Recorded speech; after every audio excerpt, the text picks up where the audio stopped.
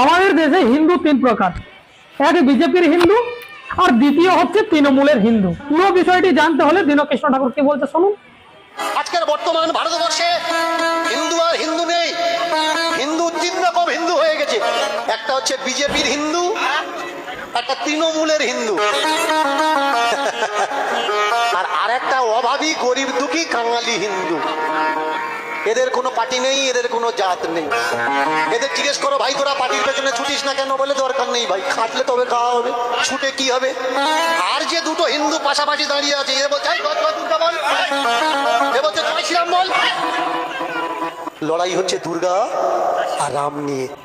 বুঝে দেখুন তো, চায়ের দোকানে বসে, মোড়ে বসে, চান করতে গিয়ে, দাঁত মাজতে টিউকলে দাঁড়িয়ে যে দুটো রাজনৈতিক দল নিয়ে আপনারা মারপিট করছেন, তাদের কখনো মারদাঙ্গা করতে দেখেছেন? তারা করে না। তাহলে তাদের নাম নিয়ে আপনারা কেন মারপিট করছেন? উত্তর দিতে পারবেন না।